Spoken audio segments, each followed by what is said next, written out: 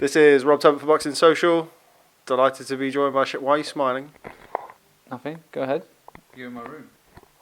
You're in my room. Go on. Yeah, I was invited up. It's really, really weird. Delighted to be joined by Shane McGuigan. We're in his hotel room in Glasgow. The day before Josh Taylor challenges for the IBF World Super Lightweight title. How you doing, Shane? Good, thanks, Rob. Yeah, I'm decent. Everything's all smooth. Everything's all go now. So we've done the weigh-in. It's a bit of confusion. It was 0.05 over a kilo, which is like 0.1 of a pound, because it was flickering, and he should have took his boxes off. But the border control announced it like he'd made the weight, and then came over and said, all right, well, actually we announced it as 63.6, but it was flickering between 5 and 6, which, if anyone knows, if he'd have took his boxes off, he'd have been 63.4, so it'd have been 0.1 under. But and at that stage, he had like 2 sips. So then he got back on and he was 63.6. So then they went, all right, well, we went out for a walk and just basically went for a little pee, and then he's on the weight. So we did it after rules meeting. It's all good. So all good. I mean, with the IBF, they reweigh again tomorrow, so we've got £10 limit tomorrow. But you know, he's eating 2 meals now. He's drinking loads of fluids and stuff, and all ready for tomorrow. Yeah, I think it was quite a strange one for us who were watching, because, as you say, it was announced like he'd made the weight. Yeah. We've all seen Josh this week. I mean, he looks in terrific shape. At the workout the other day, he was flexing and showing off his nice six-pack. But just to clarify, there are no issues with him with regards to his weight in the build-up to the fight? Absolutely not. I mean, these scales always go 0.1, 0.2, like underneath, and that's like, it really is like, it's like boxers. That's all it is. You're boxing short. That's why you see so many boxers guys taking their trunks off and then weighing in and they're underneath it. So the only annoying thing was that it was announced in kilograms, and we always weigh in pounds. So and if you look at the conversion between 140 pounds into kilos, it's like 63.54 or something like that, and that's the only problem. Those scales round it up to the next one. It's Camoso and Germans for you. They all weigh in kilos. Next time we'll weigh in pounds. So yeah, all good. Those pesky Germans. Head to head was a bit spicy. Josh and Baranchyk. Something we've seen before with Josh in some of his other fights. When you see something like that, what goes through your head? Nothing at all. I mean, this guy, the way he holds himself, rounds his shoulders, always flexing, always calling himself the beast. He's got that bully mentality, and Josh Taylor doesn't take to bullies very well. I know people are saying, he looks a bit rattled, and they said that when Frampton and Quigg head-to-head happened as well, and it never materialised that way. And the fact is that Josh, if you'd have looked into the Hara Davies fight, they'd have, he was rattled. But Josh is who he is. He's always up for a fight. And it is just these last 24 hours, boxers do tend to get itchy knuckles. They want to get in there. They want to put on the show. This is the worst part of boxing. This last week, it's just hanging around, hyping it up, seeing the fight, seeing the person that you're going to box at the end of the week. You're seeing them all the time from press conferences, hotel rooms, and stuff. So you just and then the crowd's in there, and there's a little bit of psychology in it, in the sense like he sort of put his head in, Josh put his head straight back in, and they look to pull Josh away. So it is what it is. You can't really read into that much at all. Both guys look fit. They look extremely fit, ripped, healthy. So yeah. Just final one from me, because I know that you're desperate to watch Game of Thrones. And I won't spoil it for you.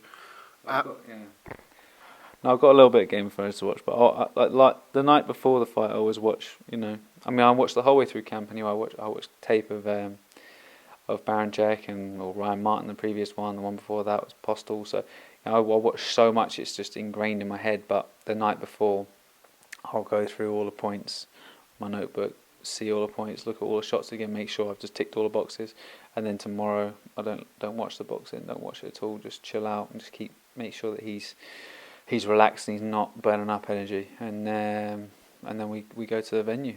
I've only got one on tomorrow, so it's quite nice. We'll go there 2 hours before, and put on the best performance he can do. That kind of night before, that meticulous preparation, I mean, I know that you prepare meticulously throughout. Is that kind of for yourself? Is that a bit of self-reassurance, as it were, going through the night before, or is that just part and parcel of kind of your build-up and your process? It's just I've done it for so many years now. Just the way I do it, and I think if it's not broke, don't fix it. I've always done it this way. I've always analysed it. Don't like to watch it on fight day, just like I never like to watch people. I always like to watch the good things that they do. You know what I mean? So like watch the certain shots that he throws well, and then just the shots that he gets hit with on the most regular basis. It's just to analyse it and look at him with different styles, see how he adapts, being pushed back. We all know he's going forward, but see how he adapts to someone that meets him head on. And then, I know that Josh Taylor's able to adapt in there. And, when things aren't going right, he's got the boxing IQ to turn things around. But, this is the best opponent he's faced to date, the most live opponent in Baranchyk. So, looking forward to it. It's going to be a very hard fight, but one that, I know just from the way he's been sparring, the way he's prepared, how mature he is mentally and physically, that he's going to come away victorious. Has there ever been a time where you've watched somebody the night before the fight and thought, "Oh God, I didn't really think of that"? Or has there any time that come up? No. No, because you watch it for so many days on the spin, so many months out. You're watching it all the time, and it's quite it's one of those things, especially with the big fights. Like Josh is in a big fight. Luke's going to be in a big fight next. With those ones, I just watch all the tape all the time.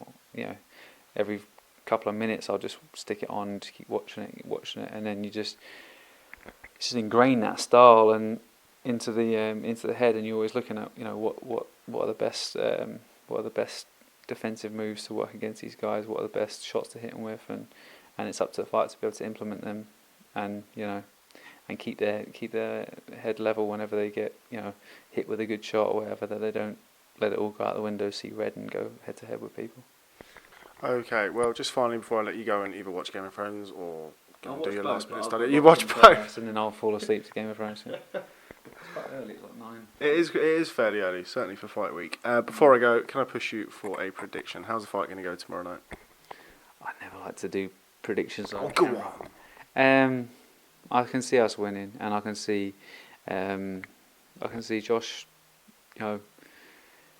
dropping him a few. I don't know if he'll stop him, but I know he'll hit him and hurt him, and put him on the canvas. I think I can see that happening, and we all know that Josh Taylor's a unbelievable finisher, and once he's in there against someone that really tries to come to win, you see the best in him. So I believe it's going to be his career best performance. Okay, well, Shane McGuigan, always a pleasure. Thanks very much for having me in your hotel room, completely invited, nothing sorted. Thanks very much for speaking to Boxing Social. Look forward to catching up with you soon. Cheers, Rob, and we'll hold you to that bet about shaving your head if it goes early. Yeah. You heard it here first. Yeah, well, we could have left that off camera. No, we'll keep it on. He's going to shave his head. If it goes before 6 rounds, he's shaving his whole head. I did say 3 rounds. No, he said 6 rounds, so he's trying to pretend it's 6 rounds and below. His missus is going to kill me, but who cares, isn't it? Thanks, Shane.